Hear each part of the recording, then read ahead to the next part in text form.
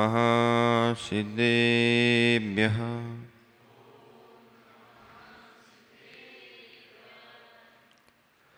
भवार्णवेदन्तसमूहमेन मा कर्षयामास हि धर्मपोतात् मज्जन्तमुद्विषयेन सापि श्रीवर्धमानं प्रणमाम्यहन्तम् श्रीवर्धमानं प्रणमाम्यहन्तम्।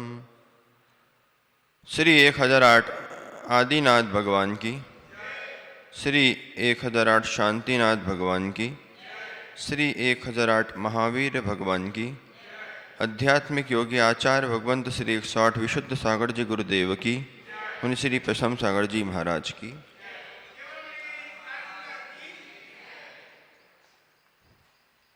भव्य बंधुओं, भगवान महावीर स्वामी के शासन काल में विराजमान होकर हम उनकी पावन पीयूष देशना का यहाँ रसपान कर रहे हैं। भगवान श्री 1008 सभी तीर्थंकरों को नमस्कार करना और अपने आप की आत्मा को भगवान बनाने का पुरुषार्थ करना, अपने निस्वभाव को प्रकट करने के लिए जो क्रिया की जा रही है, बस वही सम्यक दर्शन का अंग कहला रही है। क्या? अपने निस्वभाव की प्राप्ति के लिए जो क्रिया की जा रही है वो सम्यक दर्शन का अंग कहला रही है। लेकिन आचार्य सकल कीर्ति जी महाराज मल्लीनाथ पुराण में बहुत अच्छी बात कह रहे हैं। क्या कह रहे हैं? कि हे जीवों, जीवन में तनाव से वही जीव मुक्त हो पाते हैं जो लोग व्रत को धारण करते हैं, संयम को धारण करते हैं, भगवान श्री 1008 तीर्थंकर स्वामी की पूजा करते हैं, भगवान का मन वचन काय के द्वारा भावों की विशुद्धि के साथ श्री जी का अभिषेक देखते हैं, शांति धारा को सुनते हैं, गंधोदक को लगाते हैं और भगवान की अष्टांग पूजा करते हुए अपने जीवन का कर्तव्य जो पूरा करते हैं वे कभी भी तनाव में नहीं जी पाते। तो आइए समझते हैं तनाव क्या होता है। तनाव एक प्रकार का हमारा गुस्सा है, तनाव हमारा एक प्रकार का क्रोध है, तनाव हमारा एक प्रकार का आलस है, तनाव एक प्रकार का हमारा भय है, तनाव एक प्रकार की हमारी एक हिंसक प्रणाली है। कैसी?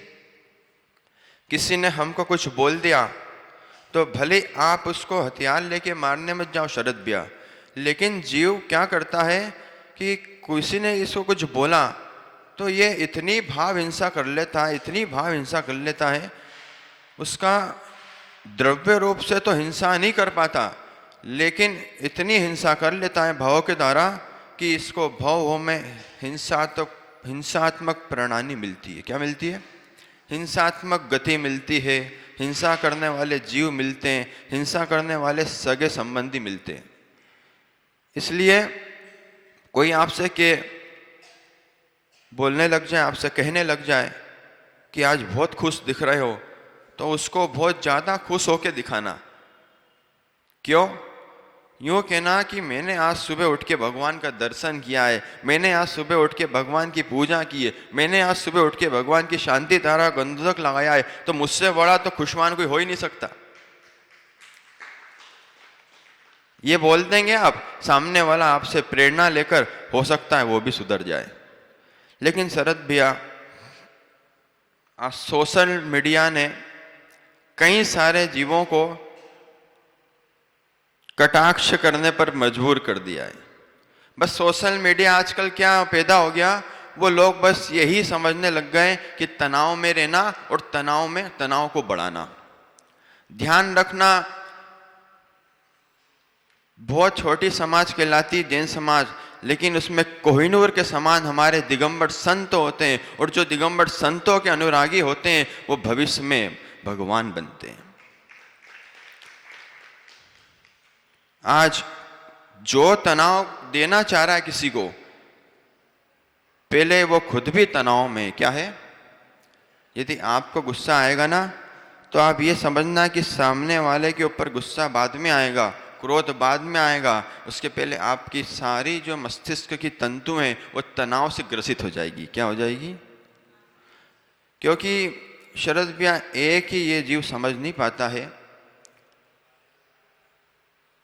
जिसका पुण्य प्रबल चल रहा है, उसकी इस देश में ख्याति यश तो बढ़ता ही है। देव गति में भी उस जीव के बारे में चर्चा प्रारंभ होती है कि देखो इस भरे पंचम काल में, इस भोगों के काल में ये योगी बन के बैठे हैं, और जिन संतों की दृष्टि में कोई पक्षपात नहीं है वे दिगंबर और मुनि प्रणाम करने योग्य हैं। आज देखो भगवान महावीर का यह शासन, एक बालक आके मेरे से कहता है, महाराज जी अपने धर्म में मेरी इतनी विशुद्धि क्यों नहीं बनती? मैं और भी मित्रों के साथ जाता हूं, सबको प्रणाम करना पड़ता है। मैंने कहा जब प्रणाम करता है तो क्या करता है? बोले जब प्रणाम करता हूं तब मैं आंखें बंद करके ये ध्यान लगा लेता हूं कि मैं अरहंत परमात्मा को नमस्कार कर रहा हूं, साधु परमेष्टि दिगंबर गुरुओं को नमस्कार कर रहा हूं, मैं अपनी जिनवाणी माता को नमस्कार कर रहा हूं, मैं अपने दिन शासन को नमस्कार कर रहा हूं। मैंने कहा जब जब तू प्रणाम करेगा और इस प्रकार की भावना भाएगा, मैं कहता हूं तेरा नियम से कल्याण होगा, तेरा अकल्याण कभी भी नहीं हो सकता। पर क्या होता है, धर्म चलाने वालों से ही लोग जुड़ते हैं, और धर्म चलाने वालों से ही लोग टूटते भी हैं। मेरा संग, मेरे भक्त, मेरा संग, मेरी श्रेणी, ये मेरा पुण्य राशि करता, ये मेरा दान दाता, वो तेरा दान दाता, बस इस मेरे तेरे के चक्कर में अपनी जैन समाज का हरात मत करो, कुछ तो शर्म करो, एक हो जाओ, समय बचा है। क्या? एक हो जाओ, समय बचा है। भविष्य अगर तुम्हें ये कहेगा कि आप कितने लोग हैं, तो तुम एक दूसरे का मुख देखते रहोगे और ये बात याद रखोगे कि मैंने तनाव में आकर किसी को तनाव में डालने की कोशिश की थी। क्या कहोगे? इसलिए घर में शांति चाहिए तो भय से मुक्त हो जाओ। अगर घर में व्यक्ति अकेला भी बैठा हो ना और पीछे से बिल्ली निकल जाए तो आदमी यही सोचता है हवा आ जाए विंडो में से, तो अशोक भैया आदमी ये सोचता है कि कौन है? जिनेंद्र भगवान का भक्त है, देव शास्त्र गुरु, सच्चे देव शास्त्र गुरु का भक्त है, तो न डरेगा, न डराएगा, न भय खाएगा, न भयभीत करेगा, वो तो अपनी आत्मा का कल्याण करेगा। यही बात आचार्य सकल कीर्ति जी ने कही, बहुत अच्छी। आज मैं पढ़ रहा था कि व्रतों को धारण करना है तो तनाव से मुक्त तो हो पहले, अपनी कसायों से मुक्त हो पहले, तब तुमको समझ में आएगी दिगंबर गुरुओं की महिमा, तब तुमको समझ में आएगा ये चारित्र की महिमा। और भगवान की पूजा करने वाला शरद भैया वर्तमान में दुखी दिख सकता है, भगवान की जाप करने वाला, भगवान का नाम श्रवण करने वाला वर्तमान में दुखी दिख सकता है, लेकिन भविष्य उसका उज्जवल है। भविष्य में उसको, आज उसने बीज बोया है, उसको कल फसल भी लहराती हुई दिखेगी। इसलिए अशुभ से बचने का उपाय है। 10 लक्षण हमारे आ रहे हैं। 10 लक्षण पर्युषण पर्व पे विशुद्धि बढ़ाते हुए जो लोग उपवास करेंगे उनकी अनुमोदना करना, और जब आप उपवास करेंगे तो आपकी मैं अनुमोदना करूंगा। क्यों? क्योंकि आपने एक दूसरे की अनुमोदना तो बहुत पाई है, लेकिन यहाँ एक ऐसा अवसर आएगा कि आप उपवास करेंगे तो गुरु महाराज आपकी अनुमोदना करेंगे और दोनों हाथों से आशीर्वाद देंगे। क्योंकि भैया शरद भैया, मैं फिर कहना चाहूंगा अपनी बात को कि श्रावक इस आदत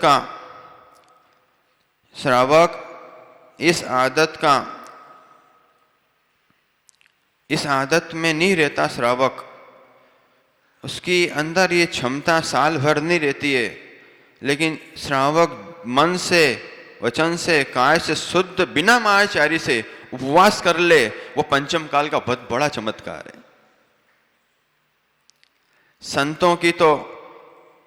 संतों का जैन मुनि की चर्या लाइफ टाइम एकासन की होती है, उपवास व्रत की भी होती है।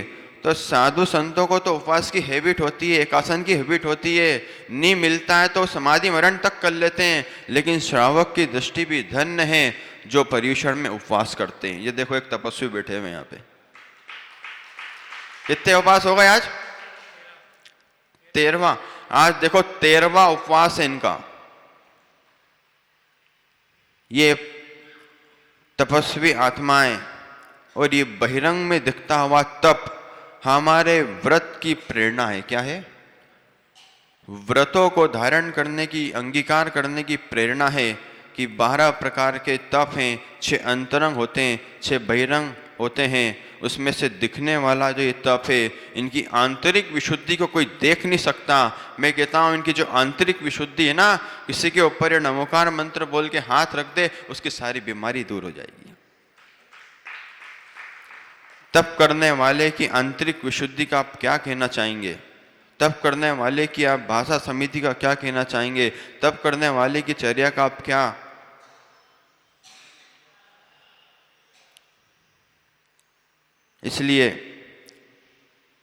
इसलिए जब भी भगवान की पूजा करने का अवसर आए, जब भी भगवान का अभिषेक करने का अवसर आए, जब भी गुरुओं को हारदान देने का अवसर आए, आप सारे काम छोड़ के एक काम जरूर कर लेना कि तहे दिल से भगवान का शुक्रिया कर लेना कि भगवान आपने मुझे इस मनुष्य पर्याय में पंचम काल में दर्शन दिया। मेरे से बड़ा कोई सौभाग्यशाली नहीं होगा। अपने आप को पहले सौभाग्यशाली मानिए, अपने आप को कोसना दूर कीजिए। शरद भैया, कई लोग क्या करते हैं, थोड़ा सा पाप का उदय आया, क्योंकि कष्ट जीव को पाप के उदय में आता है, दुख जीव को पाप के उदय में आता है। थोड़ा सा भी दुख आया, जीव अपने आप को कोसने लग जाता है और अपने आप को भी गाली देना बहुत बड़ा दोष है, बहुत बड़ा पाप का कारण है। एक तो लोग ईर्ष्या से एक दूसरे को अपशब्द बोलते हैं, एक तो लोग एक दूसरे को जलन से अनशन बोलते हैं, एक दूसरा किसी की तरक्की हो रही हो तो उस तरक्की को देखकर लोग पैर खींचते हैं, उस तनाव में डालना चाहते हैं। लेकिन एक सम्यक दृष्टि जीव ये कहता है, मैं सारे जीवन के अपवाद को दूर करते हुए, सारे जीवन के विकार को दूर करते हुए भगवान की वाणी का रसपान करता हूँ और मैं अपने जीवन को सार्थक बनाने का पुरुषार्थ करता हूँ। क्या करता हूँ? सार्थक बनाने का पुरुषार्थ। अशोक भाई, इस 10 लक्षण में हम सबको प्राप्त हो रहा है। आप सभी को लेकर आइए और सभी के साथ आइए तो सबका बेड़ा पार होगा। इन्हीं मंगल भावनाओं के साथ बोलिए महावीर भगवान की।